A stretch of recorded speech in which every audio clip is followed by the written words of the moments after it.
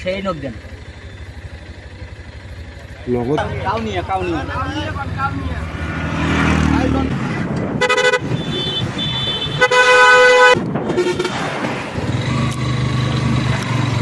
কি হচ্ছে ভাই কেমনে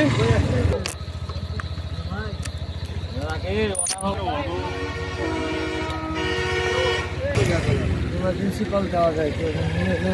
এই 99 ফিঙ্গারপ্রিন্ট দেন এ ভাই একটু অটো কিছুই নাই রে কোনো অটোই তো দেখছি না